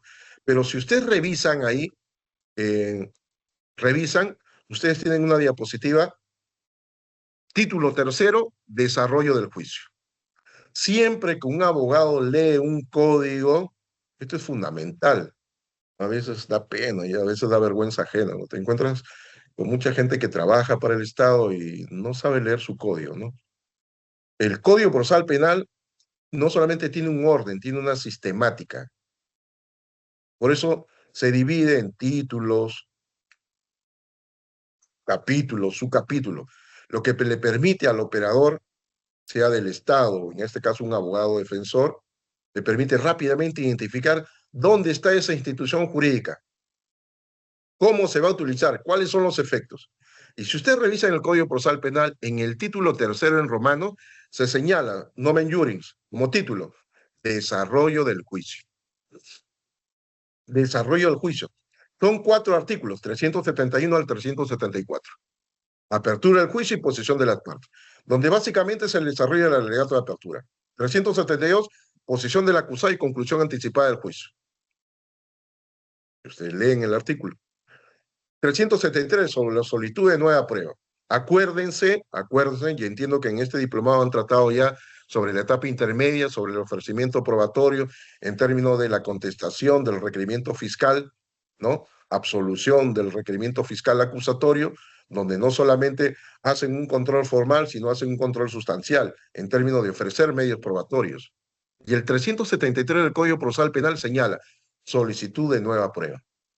Ya sé que aquel que ejerce la defensa técnica rápidamente me va a llamar la atención. Doctor, ¿pero por qué nueva prueba? Usted mismo está diciendo en este momento que lo que se ha ofrecido en esa etapa, ¿y por qué ya en el juicio oral? Porque por el principio de legalidad se le da una posibilidad todavía en el juicio oral a formular, plantear una nueva prueba. Y como su nombre indica, nueva prueba. Y ya sé que alguno que está atento dirá, doctor, pero nueva prueba significa cumplir con el elemento temporal y el elemento material, o como ha desarrollado la Corte Suprema, ¿no? Un criterio material, pues un criterio material y un criterio temporal. No me equivoco. Yo más me guío por la doctrina, ¿no? La Corte Suprema muy pocas veces, porque ya les he dicho, a veces hacen interpretaciones extensivas, no lógicas. Lo cierto es que ese elemento temporal significa en su oportunidad, que es la etapa intermedia, y el criterio material en términos de que ha tenido conocimiento. Y obviamente, si la oportunidad para plantear los medios probatorios es en la etapa intermedia, el fiscal se va a oponer a que tú ofrezcas una nueva prueba en el juicio oral. Señor juez, es lamentable que el abogado que lo estamos escuchando constantemente cuestionando, ya habla de su principio de legalidad, habla del control de legalidad, y ahora no entienda que justamente prueba neo significa cumplir con el control de legalidad. Él mismo con sus palabras está deshaciéndose. Señor juez, muy respetuosamente, yo no estoy haciendo ninguna defensa a título personal. Yo no me estoy refiriendo al señor fiscal o a la señorita fiscal en términos personales. Yo he dicho que mi adversario o el pretensor punitivo no ha tenido la suficiencia. En ningún momento mencioné de forma personal. En principio, respeto. Son principios procesales, lealtad, buena fe. Y segundo, señor juez, mi fundamentación no es una fundamentación antojadiza. El principio de legalidad no solamente es un mandato imperativo de la ley, el principio de legalidad es un derecho constitucional consagrado. Y el señor fiscal, como usted, señor juez, en su sabia experiencia, conoce de que la Constitución Política del Estado, al consagrar el principio de legalidad, obliga a los operadores del Estado a que se respete, se defienda y se materializa el principio de legalidad. Y sí, el Código Procesal Penal, en el 373 del Código Procesal Penal, establece la solicitud de nueva prueba no es en vano, no es banal que el legislador haya señalado solicitud de nueva prueba. Y el fiscal otra vez va a venir con el argumento, señor juez, pero por lo mismo, vayamos al grano, no está cumpliendo con el elemento material. La Corte Suprema señala criterio material. Señor juez, el criterio material hace alusión al conocimiento. Mi patrocinado no tenía conocimiento de esta prueba nueva en la etapa intermedia. Es más, mi patrocinado ha estado recluido. ¿De qué forma pudo tener conocimiento? Interviene el fiscal. Acuérdense que es dinámico el debate. Señor juez, su abogado ha estado presente y que ha dicho el abogado que en este caso ha tenido conocimiento de los autos, tiene conocimiento de ello. Señor juez, repito, mi patrocinado recién ha tomado conocimiento de esta prueba, criterio material. Y si quedase alguna duda, señor juez, entonces, ya que al fiscal le gusta recurrir a la jurisprudencia de la Corte Suprema, hay dos pronunciamientos vinculantes de la Corte Suprema entre prueba nueva sustentada en el criterio material para un juicio oral. Y el juez tiene que aceptarlo. Y si no lo aceptas, ya pues las pones en evidencia para que conste en acta y generalmente los jueces dicen, no grabado en video, mejor para ti. Haces un control de legalidad y si no, planteas un proceso residual. En este título tercero de desarrollo del juicio es eso. Y en el título cuarto, actuación probatoria. Fundamental. Leer el código nos permite rápidamente identificar en qué dominio estamos jugando, en qué espacio. Título tercero, desarrollo del juicio propiamente. Título cuarto, ya entramos al debate probatorio en sí. No te puedes perder, porque los minutos son preciosos. Para un abogado que ejerce defensa técnica, está preparado, medianamente preparado, un minuto no, segundos son preciosos, porque a veces el fiscal se ha dado cuenta que estás golpeando, el juez se ha dado cuenta que tienes elementos, y el fiscal pues no es un ingenuo, rápido va a querer golpear, y tú has tomado nota, ya no te da tiempo a estar verificando, ya se supone que te has preparado, no para esa audiencia, pero ya has venido capacitándote personalmente, y ya entiendes que la actuación probatoria con el 375 es el orden. Ya entiendes fácilmente en tu cabeza cuál es el orden, pues, de ese debate probatorio, ¿no? Declaración del acusado, declaración de pluralidad, examen de testigos, peritos, etc. Entonces te anticipas y tú mides tus tiempos. Ejemplo, te están cuestionando, pero tú has golpeado con fuerza a uno de sus testigos, que son 2 policías, y te das cuenta, dice, el fiscal no va a tener tiempo para la siguiente diligencia traer ese policía, porque yo voy a presentar a mi testigo de parte. Que justamente uno de sus policías ha dicho, ya no puedo presentarme en la siguiente diligencia. Y si lo hace, ya pues tú golpeas con fuerza. Mides. Es una estrategia en el caso. Título cuarto, actuación probatoria. Y ahí tenemos desde el 375 del Código Procesal Penal, estamos hablando de actuación preparatoria, al 385 sobre otros medios de prueba. ¿Puedes pasar la diapositiva, Elizabeth? Ahora bien, en el título quinto en Romanos, alegatos finales, ustedes tienen ahí el desarrollo de la discusión final. Cuando leen en la literatura jurídica extranjera o la nacional, lean sobre la discusión final o el debate final, ¿no? O el juicio final, hacen alusión al desarrollo de la discusión final, ¿no? Es decir, los alegatos de clausura, los alegatos de cierre. Y como los repito, el primer alegato de clausura que se expone es el del fiscal. Por obvias razones que ya mencioné anteriormente y lo desarrollé. El titular de la carga de la prueba es el fiscal, no es el abogado. Y el abogado tiene que estar preparado en ello, no solamente leyendo el código, toda la literatura jurídica. Porque en el momento que tú plantees tu argumento, el fiscal puede objetarte. Y me ha sucedido, hasta en televisión hemos visto cuando difunden esos juicios que realizan y escuchamos al juez, escuchamos al fiscal, lo escuchamos porque está grabado, en televisión sale. El abogado no ha aprobado, su abogado defensor no ha acreditado. Nosotros lo escuchamos, está grabado, sale en televisión, no estoy inventando.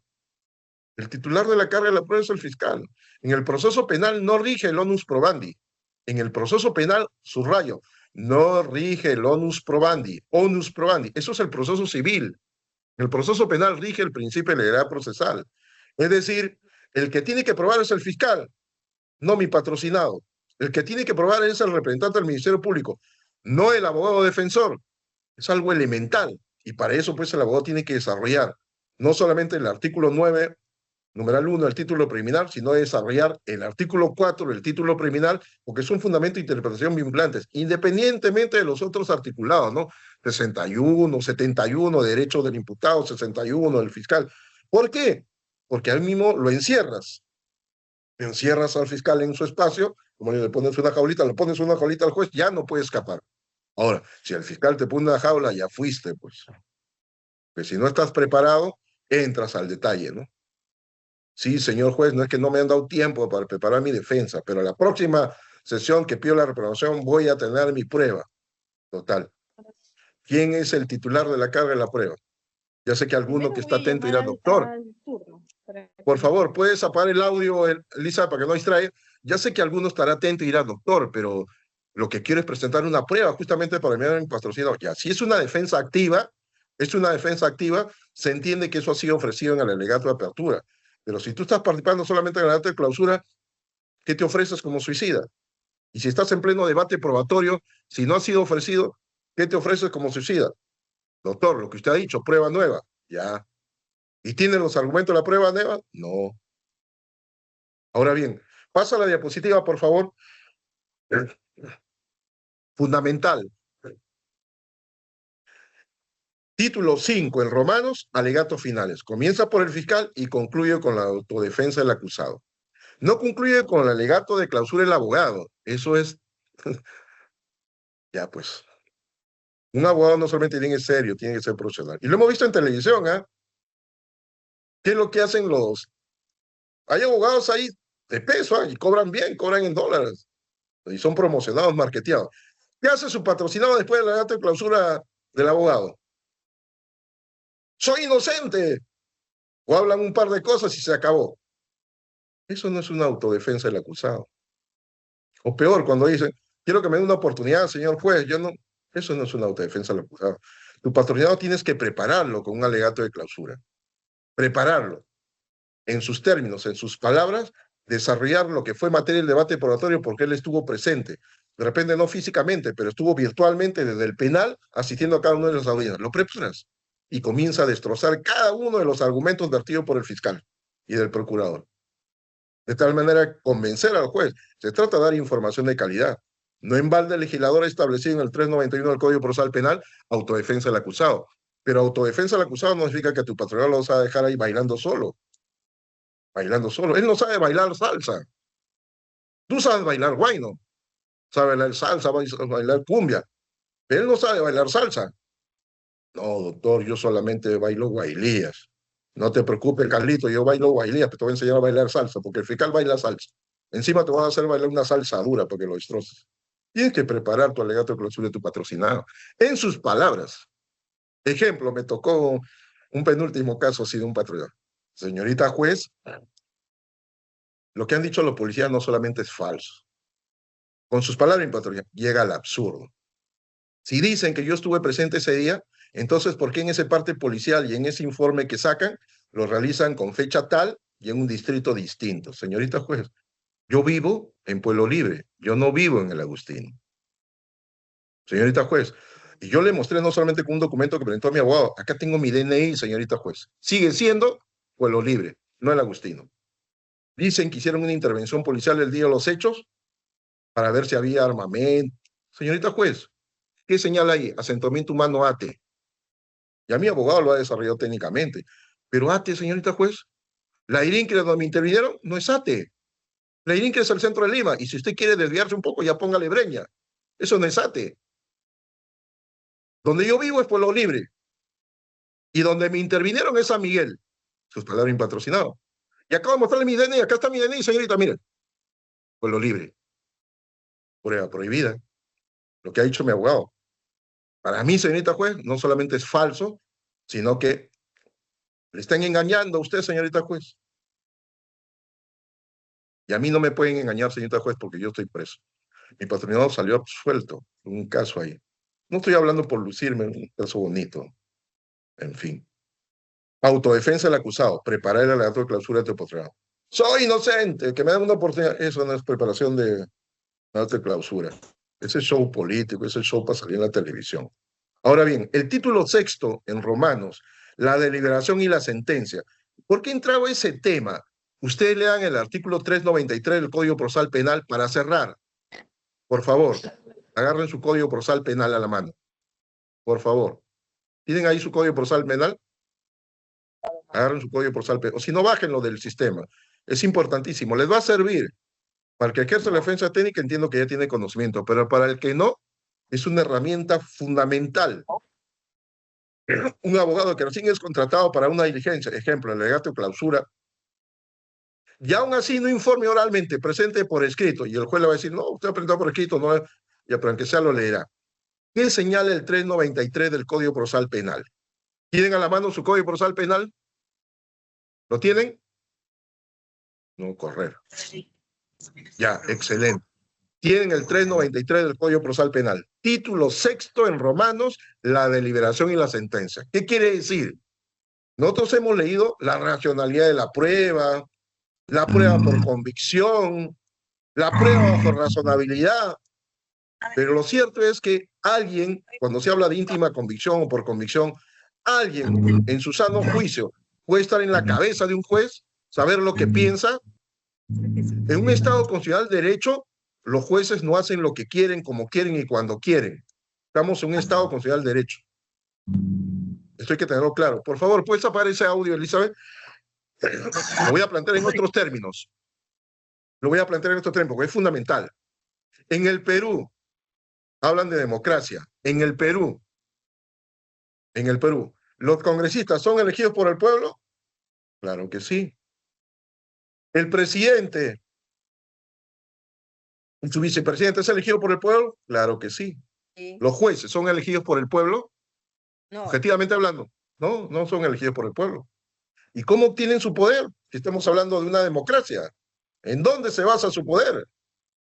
Es un poder indirecto. ¿Quién se lo da? Antes era el Consejo Nacional de Magistratura, ahora es la Junta Nacional de Justicia. En el mundo, ¿hay formas de gobernar así? Sí. Pero ¿cómo se le denomina ese tipo de justicia? Se lo denomina jueces especializados. Ejemplo, Estados Unidos, ¿cuenta con ese tipo de jueces? Sí, pero cuenta con jurado. Y el jurado es la expresión de la democracia, porque en términos que la población resuelve, decide que esa persona es inocente o culpable. Y no tiene que dar explicaciones porque delibera sobre la base de lo que ha escuchado en el debate. Pero en el Perú, ¿el juez es elegido por el pueblo? Desde el juez de menor jerarquía hasta el de mayor jerarquía en la Corte Suprema. Tal vez un juez de paz no letrado por el pueblo. No son elegidos por el pueblo. Y sin embargo, muchos se desnaturalizan. Hemos escuchado en muchas de las conferencias, nadie acá está despotricando, estamos explicando la realidad. Inclusive hemos escuchado a muchos de los magistrados de la Corte Suprema considerarse dioses. Ellos mismos en conferencia dicen, somos unos dioses, unos semidioses. 393 del Código Procesal Penal. Normas para la deliberación y votación. No señala para la sentencia. Normas para la deliberación y votación. El juez penal no podrá utilizar, no podrá, para la deliberación, pruebas diferentes a aquellas legítimamente incorporadas en el juicio. Mandato imperativo de la ley. Eso es algo importantísimo tener presente un abogado. Si el juez construye su decisión sobre el cimiento de las conclusiones probatorias, es decir, sobre lo que le damos las partes, el fiscal y el abogado en el alegato de clausura, no pocas veces el fiscal, viendo que no está perdido, va a inflar su argumento. El abogado tiene que estar atento para desinflar eso que está esgrimiendo. Señor juez, me ha tocado mi alegato de clausura, comienzo por desvirtuar lo que ha señalado el señor representante del Ministerio Público. ¿De dónde ha sacado que esa prueba existe? Si el debate probatorio no se ha concluido, no tal prueba. De frente desinflar. El juez construye su decisión sobre el cimiento de las conclusiones probatorias. ¿Brindadas por quiénes? Por las partes procesales. En esencia, fiscal, pretensor positivo y defensor técnico del acusado. Partes en el juicio oral. En consecuencia, deben en su alegato de clausura brindar información cierta y de calidad. No pueden brindar información tergiversada, modificada, inventada, inflada. Tiene que ser información cierta y de calidad. ¿A quién? El juez. No se le puede confundir al juez con un discurso equivocado y falso. Y el abogado tiene que estar atento. Un abogado que ya está preparado dice, señor juez, lo único que estamos escuchando que está trayendo temas que no vienen al caso. Habla del índice de criminalidad, habla de que mi patrocinado es un prontuariado. Señor juez, estamos hablando del caso en concreto. Mi patrocinado no se encontraba en el lugar. Y del debate probatorio se ha acreditado. Mi patrocinado cuando interviene no tenía arma de fuego. Mi patrocinado cuando intervienen le realizaron la prueba y la prueba arroja negativo a asociación atómica. Es objetivo. No lo puede inflar el señor representante del Ministerio Público. No puede ser un discurso equivocado y falso. El 393, numeral 1, el Código Procesal Penal, a eso alude. A eso alude. No podrá utilizar para la deliberación pruebas diferentes a aquellas legítimamente incorporadas en el juicio. Ahora, yo sé que alguien que está atento dirá, pero doctor, ese tema, usted mismo que habla que hay que ser técnico, control de legalidad, está en el título 6 en romano, deliberación y la sentencia. Eso no le corresponde a los abogados. No está en el título 5, ¿ya? Pero ¿qué señala el 393? El juez penal no podrá utilizar. ¿Y quién le va a llamar la atención? ¿Quién le va a jalar las orejas? ¿El juez mismo se va a jalar las orejas? Eso será cuando plantees tu apelación, cuando ya está todo concluido con una sentencia. Para eso, en la conclusión, en los alegatos de clausura, tienes que estar atento y comenzar a jalar orejas, anticipándote.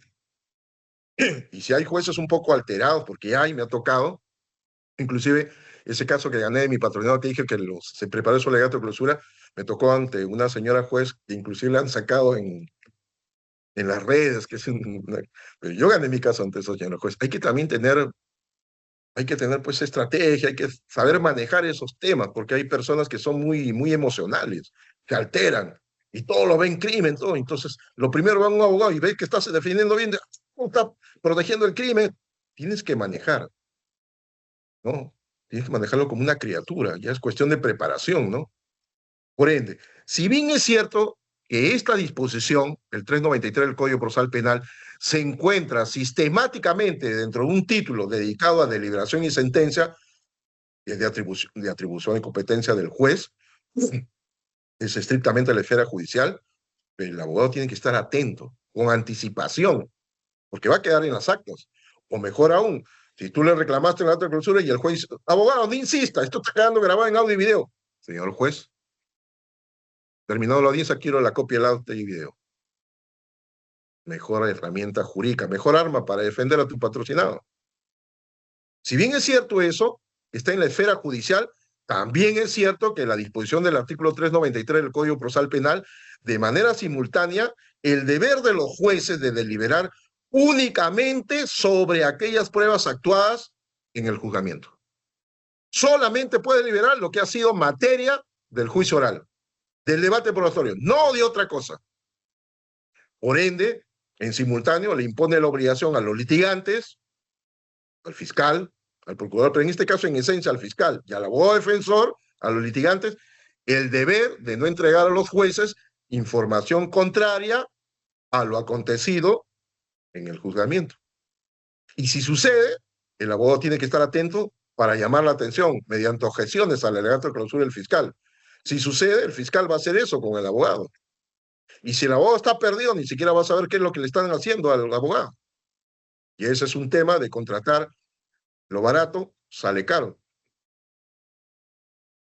El deber de no entregar a los jueces información contraria a lo que sucedió, lo que aconteció, lo que realmente se plasmó en el juicio oral.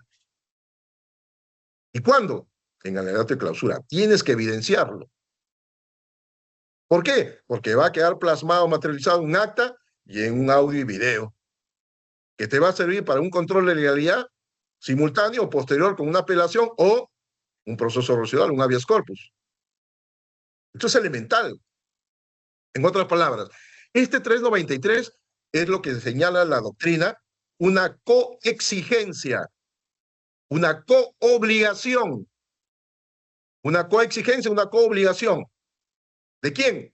Del juez que va a resolver, va a decidir, o sea, una sentencia, como de las partes, del abogado defensor, como también del fiscal.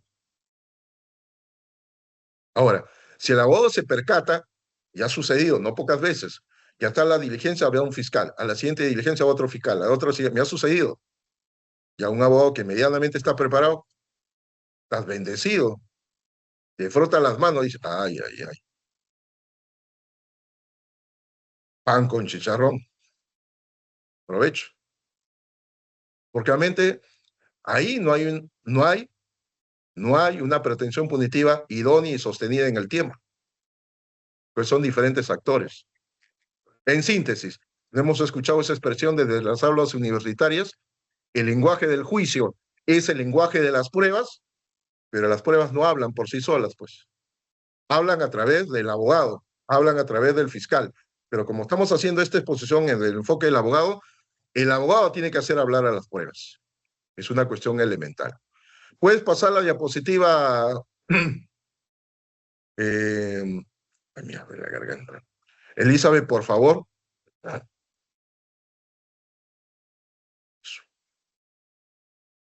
Ya, pasa la diapositiva, por favor. Yo pretendía desarrollar para ayudarlos en tema de que el juicio oral es muy amplio. Inclusive si quiero tratar solamente alegato de apertura y clausura es muy amplio. Y dije, voy a aportarles con alegato de clausura. Pero miren, ya solamente con desarrollar los puntos cruciales, neurálgicos del juicio oral, ya se nos ha ido, ya va a ser las 9 de la noche. Pero ustedes tienen ahí las diapositivas. Lo cierto es que ustedes tienen en las diapositivas, por ejemplo, lo que está establecido sobre los alegatos finales. ¿Cuál es el orden preestablecido? Desarrollo la discusión final desde el fiscal, actor civil, tesoro civil, abogado defensor, acusado. Tiene un orden, y ese orden no es casual. Es la sistematicidad del Código Procesal Penal. El lenguaje, yo soy alemán, ustedes son polacos, para que nos entendamos fácilmente. Traducido, el abogado tiene que sacar provecho de ese orden de prelación. ¿Cómo? En términos sencillos, tomar nota de lo que señala cada uno de esos actores, comenzando por el fiscal. Doctor, es mucho trabajo. Pues de eso se trata de ser un profesional, ¿no? Mientras más trabajo sea y sea responsable, significa que estás actuando profesionalmente, ¿no?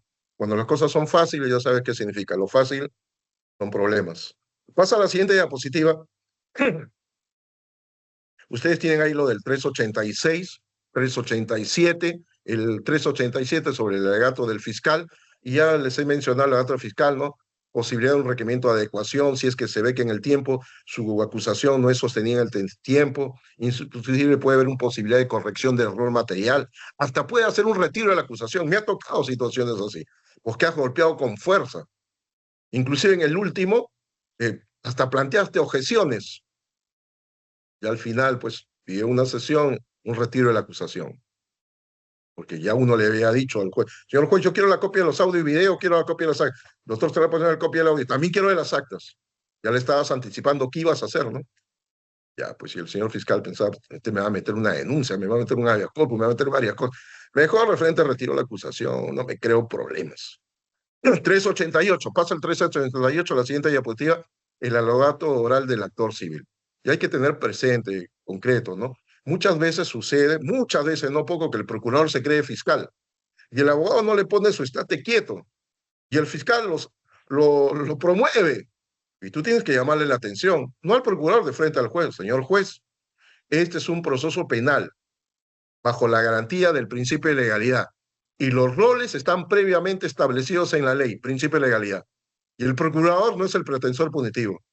Así que cualquier pretensión punitiva o alegación en términos de punición es el fiscal. Y lo único que estamos escuchando es comportarse como un cuasi fiscal.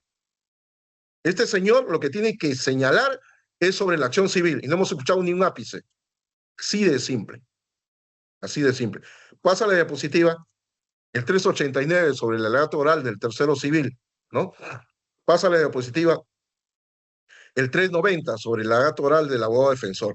Esto es importantísimo. Ahí no solamente se materializa el derecho de defensa en el juzgamiento para el abogado que tiene presente, porque se ha preparado. Ahí tiene la diapositiva sobre la bibliografía, lean. Son libros muy nutritivos sobre el derecho a la defensa, lo que significa el derecho a la defensa en la evolución jurídica en el tiempo, va la redundancia en el tiempo, desde las cavernas inclusive, lo que significa la defensa en términos de sobrevivir, el instinto de conservación. Por eso es que en esa evolución, la mentira, en la época de la Inquisición un pecado y era la muerte, por eso es que a tu patrocinado, ¿qué decía el inquisidor? Usted tiene su abogado ahí. ¿Qué venía el abogado? Por eso el abogado ni siquiera se le llamaba abogado defensor, se le llamaba abogado confesor. Muy bien, te sugiero, hijo mío, confiésate. Abogado, voy a utilizar estas palabras, utilizan las palabras del medioevo, ¿no? Abogado, pero yo no soy responsable. Te sugiero que te confieses. Así podrás salvarte. De verdad, vas a salvar tu alma, que tu cuerpo no se va a salvar. Por eso se le llamaba abogado confesor. La evolución en el tiempo sobre el derecho de defensa. Abogado confesor. Te vas a salvar tu alma, pero tu vida no se va te vas a quemar con leña verde. La trascendencia por su ubicación estratégica y manifestación del derecho de defensa. Y la eficacia depende de la técnica del abogado defensor. Y cuando hablamos técnica, no solamente estoy hablando de técnica en términos de forma, también de contenido, pues, ¿no? Porque hay que saber cómo presentar las cosas. Voy a dar un ejemplo, ¿no? Como la última conferencia en una universidad, ¿no? Que una chica estaba bien insistente en el tema y tanto me hablaba sobre ese tema y ya, vamos a plantearlo así. A ver, señorita, usted que tanto habla sobre ese tema, sobre los mortícolas, esto. A ver, si un chico, usted también estaba planteando, le dice que quiere un beso, ¿cómo lo recibe mejor? ¿Alguien que se atreve de frente a darle un beso? ¿O alguien previamente, de manera cortés, de manera elegante, le da un piropo o le enamora? Prefiero el directo. Ah, ya. Ese es el riesgo que se comete cuando puede besarlo, inclusive hasta cualquier cosa, que no es un ser humano, ¿no? La eficacia depende de la técnica del abogado defensor, ¿no? Y la etapa conclusiva de la estrategia de la defensa, ¿no? Que permite justamente preparar a tu patrocinado. Y cuando hablo de preparar a tu patrocinado, si lo has preparado y le has dicho a tu patrocinado, porque en esa audiencia de alegato de clausura, tú ya no tienes tiempo para prepararlo. Si ya los preparó con anticipación y le dice, mira, esto va a pasar, esto puede pasar, esto no puede pasar, pero si el fiscal hace esto, ya no digas esto, no digas. No le estás enseñando a mentir, le estás enseñando a manejar ¿qué? No solamente tiempo, a manejar información. ¿Para qué? Para enfatizar aquellos puntos que obviamente producto del debate preparatorio él tiene que enfatizar, ¿no? Ejemplo, si el fiscal ha corregido esta parte, ya para qué vas a insistir en ese tema. Si el fiscal ha retirado un tema, ya para qué vas a enfatizar ese tema. Por eso en la defensa del acusado, la manifestación material del derecho de defensa, inclusive tienen una jurisprudencia y el límite de la autodefensa discrecional. Inclusive le da oportunidad de ingresar información relevante, porque los abogados que ejercemos defensa técnica y nos preparamos, y no estamos como, yo me he dado la sorpresa, todo el mundo utiliza inteligencia artificial, lo que no se da cuenta la gente, que el que está utilizando inteligencia artificial, porque el juez y fiscales hacen eso, es que ya pues es un chiste, pero yo no sé si me doy cuenta de esa payasada. Ya pues todos tienen la misma lógica de razonamiento. Y acuérdense que la inteligencia artificial es un programa. Lo que no entiende la gente es que es un programa. ¿Y quién realiza el programa? ¿Un programador? Es como en internet de copias y pegas. La misma canción, pues. Si no, pues ya no sería la Corte Suprema, sería el programa el que estuviera resolviendo el juicio. Y cuando útil para iniciar información relevante, pues ya preparaste tu patrón y tu patrón enfatizará ese punto relevante, ¿no? Pásale a la diapositiva, por favor. Y en lo último, lo que tienen, pues, sobre el título criminal como fundamento de interpretación vinculantes en términos de lo que es el juicio oral ya finiquitando, ¿no? He concluido, Elizabeth. Discúlpeme por haberme excedido, pero he tratado de abarcar todo lo posible y de manera no solo técnica, sino de manera nutritiva, en base a lo que significa la litis. Juicio oral. Doctor Edsel Zapata, muchas gracias por su brillante participación. Y a todos los participantes, muy buenas noches. Se le va a entregar su diploma, coordinamos en el interno, doctor. Muy amable a todos. Que tengan buenas noches y fin de semana. Buen fin de semana. Buenas noches a todos. Ya me despido.